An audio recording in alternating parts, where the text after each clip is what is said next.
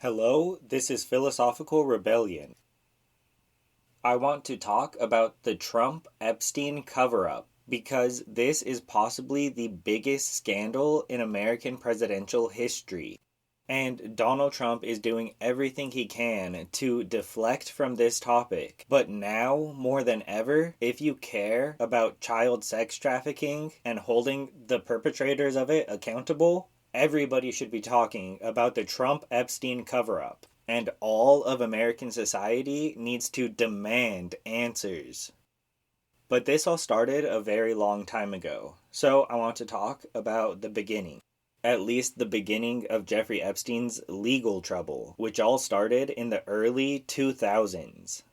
So back then, in 2004, a young 14-year-old girl went to school and she started being called a prostitute by her friends. So eventually, school administrators got involved and the story came out that she signed up for a modeling gig and was taken to a super fancy house. But instead of modeling, she was guided to a room with a massage table set up, where that billionaire walked in nothing but a towel, and he demanded that she strip down to just her underwear. Then, while in her underwear, he instructed her to give him a massage, during which he apparently masturbated.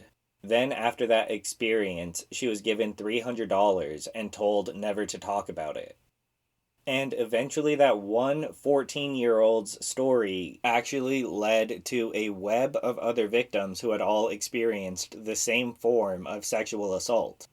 And that web of victims led to Jeffrey Epstein as the assailant, and his house as the property where the crimes were committed. So Jeffrey Epstein was arrested, and Florida police departments had put together a case where they referred 5 criminal charges to prosecutors. And those charges were to be backed up by the victims' testimonies themselves. And that was based on the police department deciding to move forward with the most serious of charges against children under the age of 16, or if they were older, only cases of rape. And if found guilty, he would have faced 75 years in prison.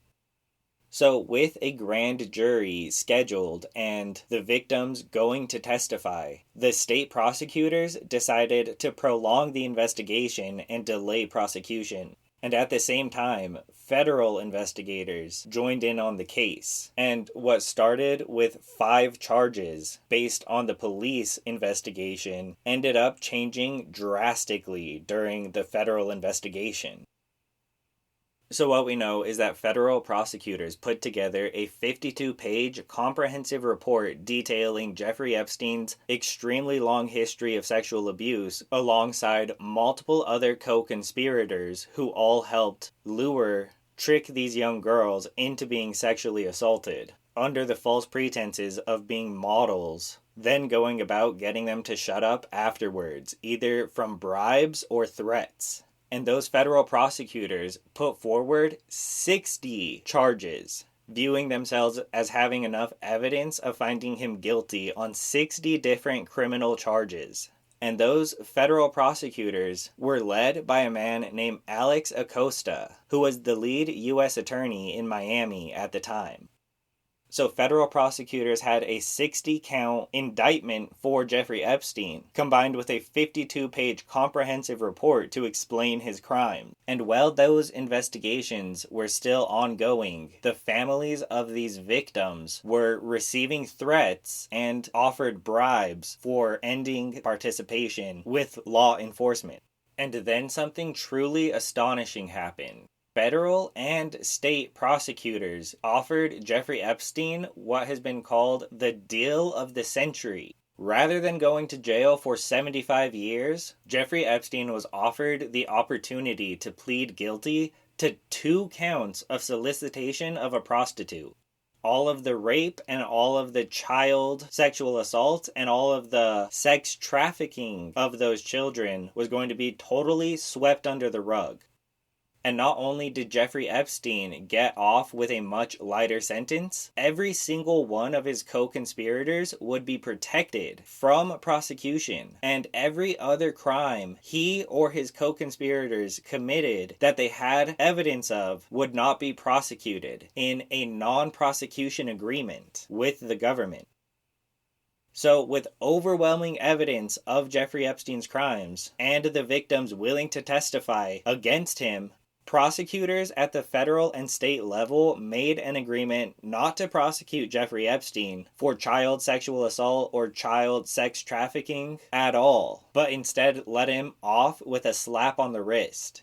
And what was even more insulting was that he went to a minimum security prison where he was allowed work release for 12 hours a day. Work release being a billionaire is just going out and being a rich dude in society. So he was allowed to sleep in prison and live a normal life outside of that for barely over a year. Then he was supposed to go on house arrest, where he would frequently travel outside of the country, including to his island, which was well known as a child sex trafficking island. So that was the Jeffrey Epstein scandal in the early 2000s. He was offered that plea deal in 2008.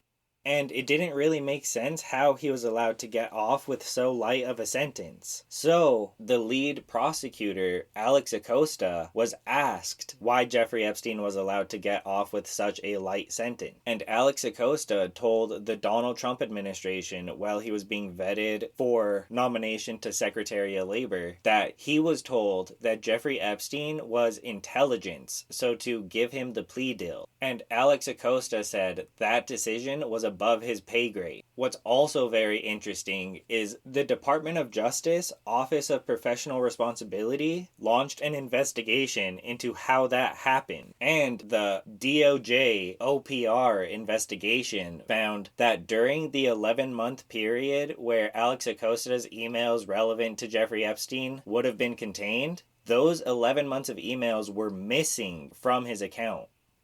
So Alex Acosta personally said that Jeffrey Epstein was intelligence, and his email record from that time period was deleted. So we know that Jeffrey Epstein participated in child sex trafficking, and he himself was a sexual assailant of children. We also know that the lead U.S. attorney at the time said that Jeffrey Epstein was intelligence, and that U.S. attorney's emails relevant to the case were deleted. And we know that Jeffrey Epstein, with overwhelming evidence of his guilt, was given the deal of the century. So, this might sound crazy, but I believe that Jeffrey Epstein was a child sex trafficker, a sexual assailant of children, and he was allowed to get off of all of those charges because he had intelligence ties to the United States government. But just having intelligence ties doesn't mean he worked for the United States government, because we actually have former Israeli spies claiming on the record that he worked for Mossad running honey trap operations, in which he would form connections to powerful people all throughout America and the Western world, invite them to hang out, do things, build a friendship with them, while taking them to all of his properties, which had a bunch of hidden surveillance systems. So he was able to listen to everything they were saying, he was able to see them 100% of the time they were on his property. And eventually he would try to put them in compromising positions, like being offered the opportunity to sexually assault a child. That way he could blackmail them for the rest of their lives with that information.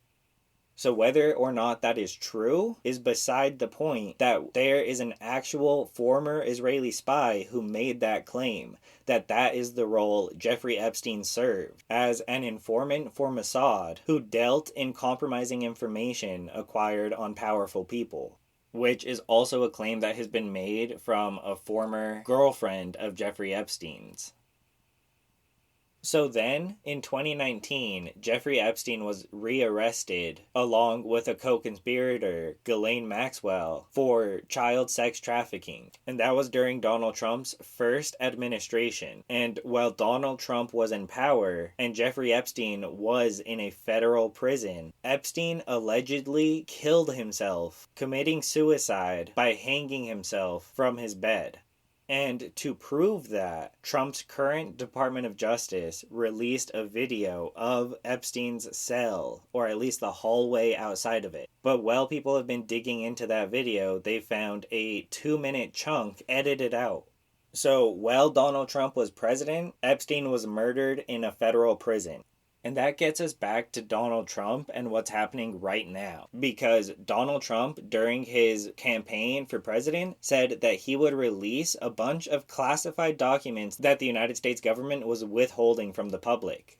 And that had to do with the JFK assassination, with the origin of COVID-19, and especially with the Epstein files. Then, when he put Patel as the FBI director, they actually started an Epstein file task force where they had agents assigned to go through all of the casework to be made public. And after months of them working, the Department of Justice and FBI flipped on a dime, closed the case, and said there would be no further investigation or prosecution of anybody involved with Jeffrey Epstein. The Epstein case is being closed with no further prosecution of any of the co-conspirators aligned with Jeffrey Epstein, nor any of the clients that Jeffrey Epstein had in his child sex trafficking ring. And that is very fishy because Donald Trump was best friends with Jeffrey Epstein in the 2000s when all of the sex trafficking stuff was happening. And Donald Trump knew that Jeffrey Epstein liked young women. And think about who Donald Trump was at the time. Because a lot of people missed out on the 2016 election when the pussy tape came out and when he had the majority of his 25 sexual assault allegations. So Donald Trump is somebody who has been accused many times over of forcibly kissing women and groping them without their consent. And in the pussy tape, which was recorded with Billy Bush on a bus, I think it was for Access Hollywood, Donald Trump said that when you are a celebrity, you can do whatever you want to women, and that sometimes he just kisses them, he doesn't even wait, and that you could do whatever you want, even grab them by the pussy. So not only has Donald Trump been accused by many women of groping and forcibly kissing them, he has also bragged on tape about doing it. Not only is Donald Trump a serial sexual assailant, he is also a peeping Tom of young girls, with him on a podcast bragging about going and snooping on beauty pageant contestants changing in their dressing room. So the serial sexual assailant, Donald Trump, with a thing for young girls, was best friends with Jeffrey Epstein, while Epstein was child sex trafficking two powerful people to gain blackmail. And while Donald Trump was president, Epstein was arrested, allegedly killed himself, and now that Donald Trump's president, the Epstein case is being closed for good with no further prosecution of any of the co-conspirators or sexual assailants. So I think this is one of the biggest scandals in American history. A current United States president is covering up a child sex trafficking operation, which he himself is very likely a part of, either as a client or as a co-conspirator, because one of the many ways they would recruit these young women was through beauty pageants. So Donald Trump scoping out young women at these pageants is incredibly incriminating. So the question you gotta be asking is, why would a serial sexual assailant be covering up for another serial sexual assailant and closing the case on a sex trafficking operation which involves children? And you gotta ask that when the Republican Party votes against releasing any of the flight logs they have from Jeffrey Epstein's island, or any incriminating evidence they have on any other individual collected from the many search warrants into Epstein's properties. They're refusing to release any evidence they have on any child sexual assailant or child sex trafficker that worked with Jeffrey Epstein. And it's not like this sex trafficking operation just up and vanished once Epstein died. Long after he was dead, there was actually journalists in New Mexico who tried to go onto one of Epstein's property, and they were met with armed guards patrolling the dozens and dozens of acres that Epstein's property was on. And just veering onto that property, the journalist was told to exit immediately or they would be shot at. So I don't know why Epstein would need armed guards patrolling his properties after he died, kicking off anybody asking questions or even looking around, unless something bad was still going on. So this is a story that involves the President of the United States, Israeli blackmail of American politicians, a decades-long cover-up by the American government, and a child sex trafficking operation that still needs to be shut down.